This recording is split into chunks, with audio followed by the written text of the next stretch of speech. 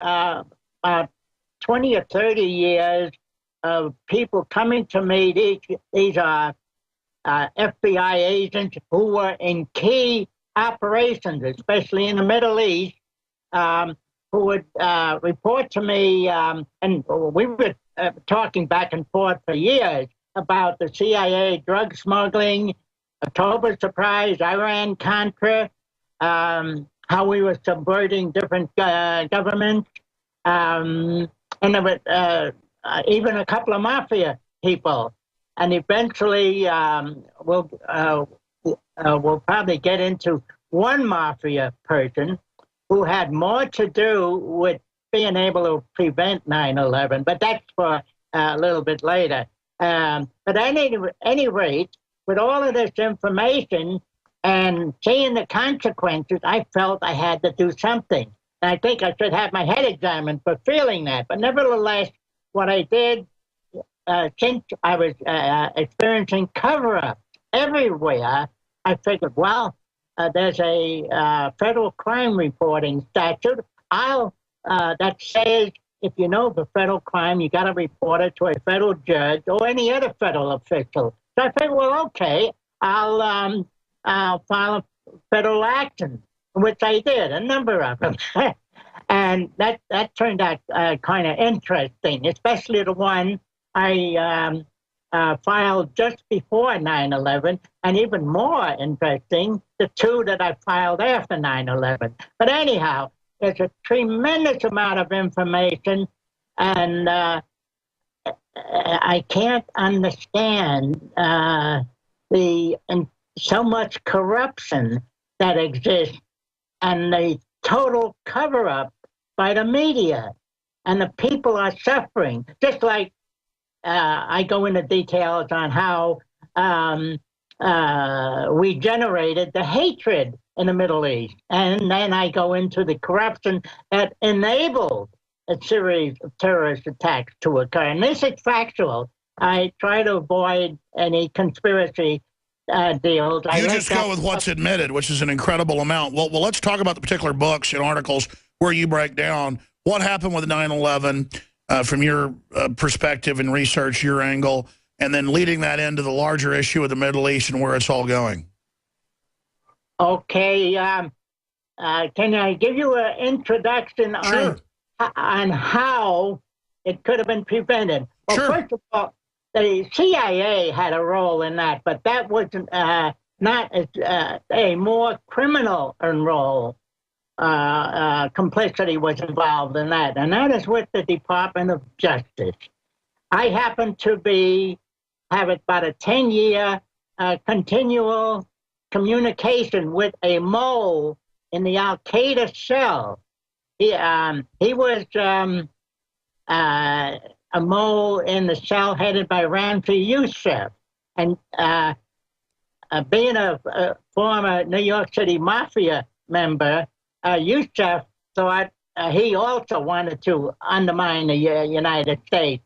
So Youssef started giving him quite a bit of information on Al-Qaeda activities, including information on several planned Al-Qaeda attacks that did occur.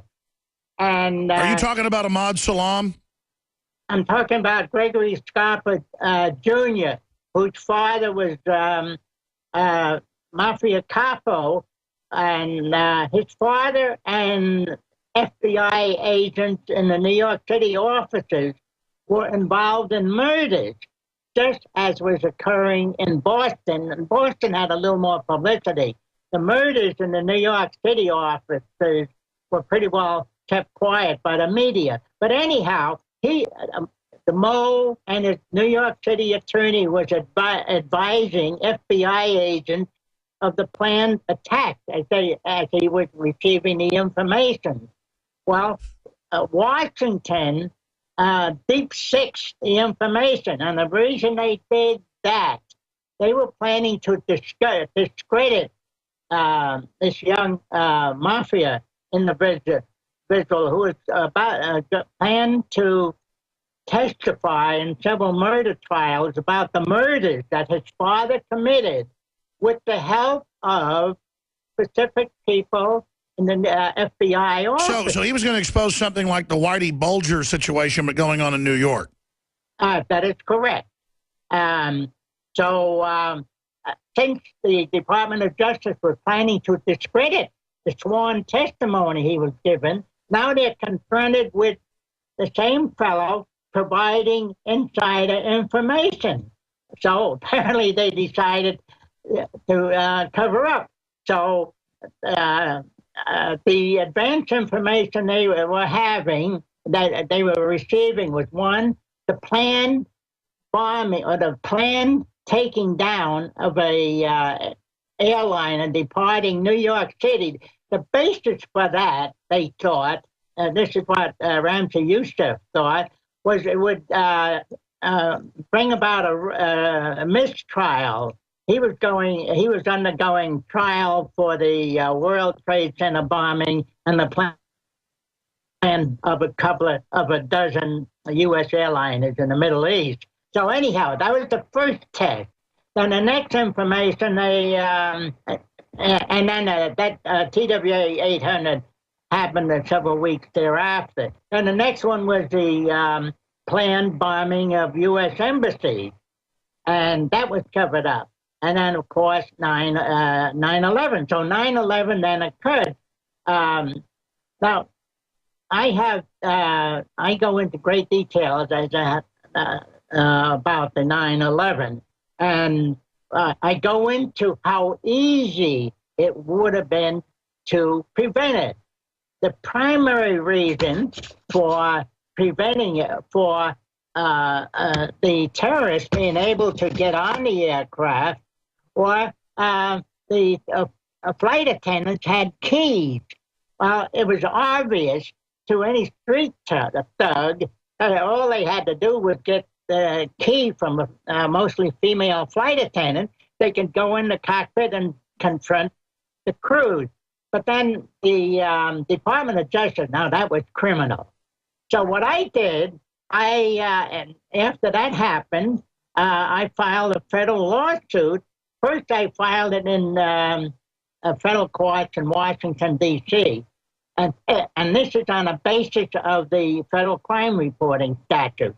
And they refused to file it when they had a mandatory duty to do so. So then I submitted it for filing in New York City, and Judge Michael McCasey, he refused to file it.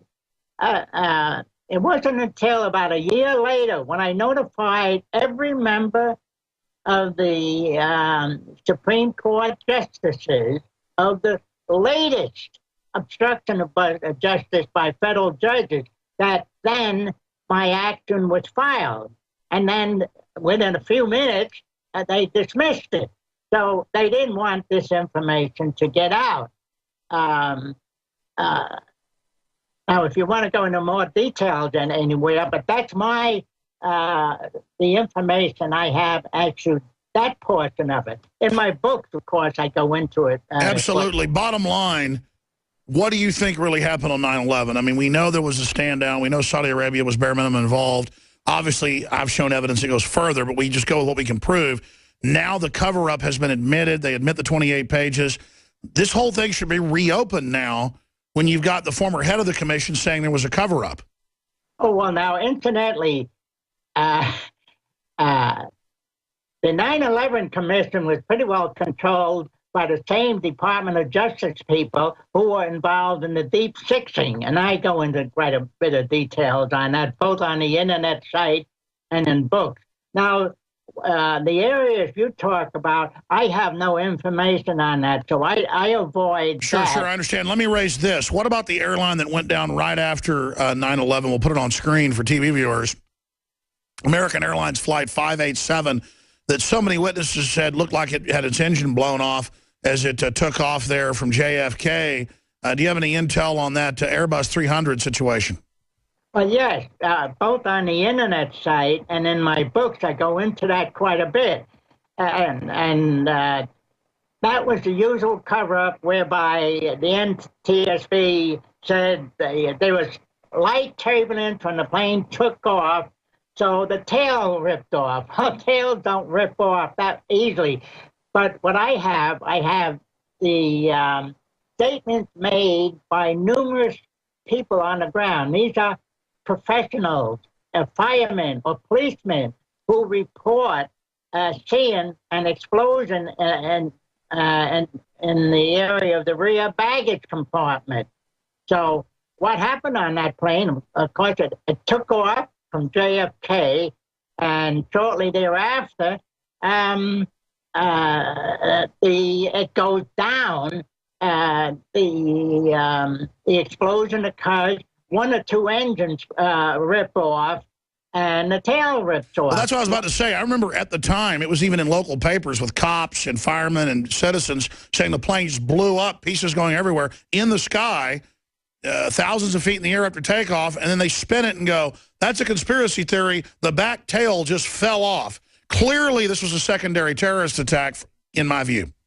Oh, yes, and I agree with that, and I would presume the system did not want to be reflected as having another terrorist attack occur. It would, of course, reflect badly on the system. And the same thing if the information that I and all of my sources, and we're all professionals, if this was known, the scandal would go far beyond 9/11. Because this, matter of fact, I'll briefly make reference to the fact that I sued a number of the federal judges because of their cover-up, years of cover-up. Sure. Well, listen, this is what it comes down to, my friend. Let me give out your website for folks, because I'm going to come back and hit a few final calls. WikiLeaksUSA.org. Rodney Stich, I want to prepare a bunch of specific questions for you, send them to you ahead of time because you're an amazing brain, and have you on for a full hour on the Nightly News as part of a special report in the next few weeks. Your books and more can be found at WikiLeaksUSA.org. But just like they claim the tail fell off, never happened before, or the buildings fell, you know, from fire, physics were suspended in and around 9/11.